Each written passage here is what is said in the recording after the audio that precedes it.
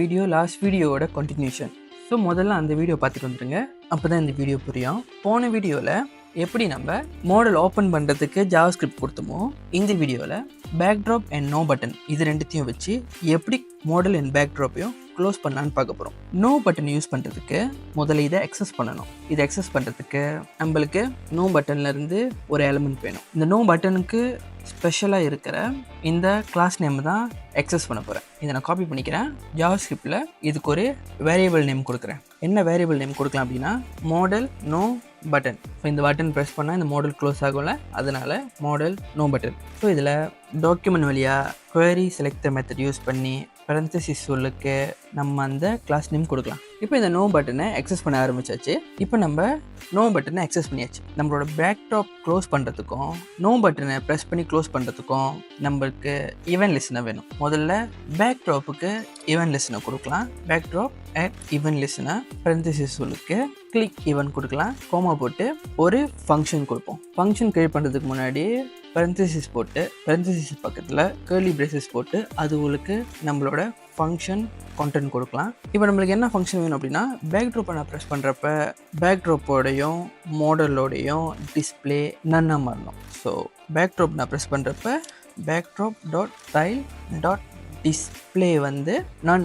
மாறணும். அது ஓப்பன் ஆகிறதுக்கு டிஸ்பிளே ப்ளாக்காக மாறணும். அது க்ளோஸ் ஆகிறதுக்கு டிஸ்பிளே நன்னாக மாறணும். பேக்ட்ராப்புக்கு மட்டும் இல்லை, நம்ம மாடலுக்கும் டிஸ்பிளே நன்னாக மாறணும். இப்போ நான் சேவ் பண்ணிட்டு நம்மளோட வெப்பேஜில் சூஸ் பிளான் பட்டன் தட்டினா நம்மளுக்கு இந்த மாடல் வந்துடும். இப்போ நான் பேக்ட்ராப்பை ப்ரெஸ் பண்ணேன்னா மறுபடியும் இது ரெண்டுமே காணா போயிடும். அதாவது பேக் டு டிஸ்பிளே நன்னா மாறிடும். இப்போ பேக்ட்ராப் செஞ்சாச்சு.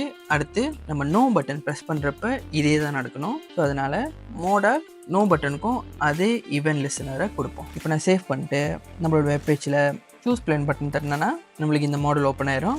இப்போ நான் நோ ப்ரெஸ் பண்ணேன்னா இந்த மாடல் க்ளோஸ் ஆகிடும். இன்னொரு வாட்டி சூஸ் பிளான் பட்டன் தட்டுறப்ப இந்த மாடல் ஓப்பன் ஆகும். நான் பேக்ட்ராப் ப்ரெஸ் பண்ணுறப்ப இந்த மாடல் க்ளோஸ் ஆகும். இப்போ எல்லாம் வேலை செய்யுது. ஆனால் இங்கே என்ன நடக்குதுன்னா, நம்ம ஒரே கோட்டை ரிப்பீட் பண்ணியிருக்கோம். ஸோ நம்ம ரிப்பீட் பண்ணுறதுக்கு பதிலாக இந்த ஒரு ஃபங்க்ஷனை வெளியில் க்ரியேட் பண்ணிவிட்டு அதுக்கு ஒரு பேர் வைக்கலாம். லாஸ்ட் வீடியோவில் நான் சொன்ன மாதிரி நீங்கள் ஒரு ஃபங்க்ஷனை பேர் வச்சு க்ரியேட் பண்ண முடியும். அண்ட் தென் அந்த ஃபங்க்ஷனை கூப்பிடுறது மூலிமா அந்த ஃபங்க்ஷனை நீங்கள் ஆக்டிவேட் பண்ண முடியும். உதாரணத்துக்கு நான் வெளியில், அதாவது இந்த ஈவென்ட் லிஸ்னருக்கு வெளியில் நான் ஒரு ஃபங்க்ஷன் க்ரியேட் பண்ணுறேன். ஃபங்க்ஷன் க்ரியேட் பண்ணுறதுக்கு ஃபங்க்ஷன்ற கீவேர்ட் கூட சேர்ந்து ஃபங்க்ஷனோட நேம் வேணும். இப்போ நம்ம இந்த ஃபங்க்ஷன் எது க்ரியேட் பண்ணுறோன்னா, நம்மளோட மாடல் க்ளோஸ் பண்ணுறதுக்காக க்ரியேட் பண்ணுறோம். அதனால க்ளோஸ் மாடல் அப்படின்ற பேரே கொடுப்போம் இந்த ஃபங்க்ஷனுக்கு. அப்புறம் parenthesis போட்டுக்கும். அப்புறம் curly bracket உள்ளுக்கு நம்மளோட ஃபங்க்ஷனோட கான்டென்ட் போடலாம். என்ன கான்டென்ட் அப்படின்னா, பேக்ட்ராப் ஸ்டைலும் மாடல் ஸ்டைலும் நன்னா மாறணும். அதுதான் கான்டென்ட். ஓகே, சேவ் பண்ணிக்கிறேன். இப்போ இந்த ரிப்பீட்டட் ஃபங்க்ஷன் கோட் இருக்குல்ல, இது ரெண்டுத்தையும் அழைச்சிருவோம். இது ரெண்டுத்தையும் நம்ம அழைச்சிட்டு இந்த கிளிக் ஈவென்ட் பக்கத்தில் ஒரு ஃபங்க்ஷன் க்ரியேட் பண்ணுறதுக்கு பதிலாக நம்ம ஏற்கனவே க்ரியேட் பண்ணி வச்சிருந்த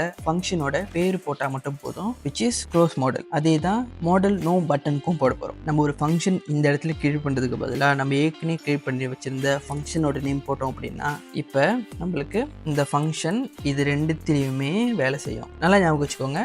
ஈவென்ட் லிஸ்னர் உங்களுக்கு போடுறப்ப நீங்கள் க்ளோஸ் மாடல் அப்படின்னு சொல்லி parenthesis போட தேவையில்லை. கால் பண்ணுறதுக்கு வெறும் ஃபங்க்ஷனோட பேர் போட்டால் போதும். அதுவே நீங்கள் வெளியில் கால் பண்ணுறப்ப க்ளோஸ் மாடல் அப்படின்ற பேர் கூட சேர்ந்து நீங்கள் parenthesis போடணும். இப்படின்னா நீங்கள் வெளியில் ஃபங்க்ஷனை கூப்பிட்றீங்கன்னு அர்த்தம். ஓகே, ஸோ நம்ம இப்போ வெளியில் ஃபங்க்ஷன் கூப்பிட தேவையில்லை. நம்மளுக்கு இந்த ஈவென்ட் லிஸ்னர் நடக்கிறப்ப மட்டும்தான், அதாவது இந்த பட்டன் கிளிக் செய்யப்படுறப்ப மட்டும்தான் இந்த க்ளோஸ் மாடல்ன்ற ஃபங்க்ஷன் ஆக்டிவேட் ஆகணும். சேவ் பண்ணிவிட்டு இப்போவே பார்த்தோம் அப்படின்னா நம்ம வெப்பேஜில் சூஸ் பிளான் பட்டன் தட்டுறேன், இந்த மாடல் ஓப்பன் ஆகுது. இப்போ நான் நோ தட்டினேன்னா மாடல் க்ளோஸ் ஆகிடுச்சு. சூஸ் பிளான் பட்டன் தட்டுறேன், மாடல் ஓப்பன் ஆகுது. நான் பேக்ட்ராப் தட்டுறப்ப இந்த மாடல் க்ளோஸ் ஆகுது. நீங்கள் நம்மளோட இன்ஸ்பெக்ட் விண்டோவில் பார்த்தீங்கன்னா நம்மளோட பேக்ட்ராப்போட டிஸ்பிளே இந்த ஸ்டைல் வந்து இன்லைன் ஸ்டைலாக இருக்குது. அதே மாதிரி மாடல்லையும் இன்லைன் ஸ்டைல் இருக்குது.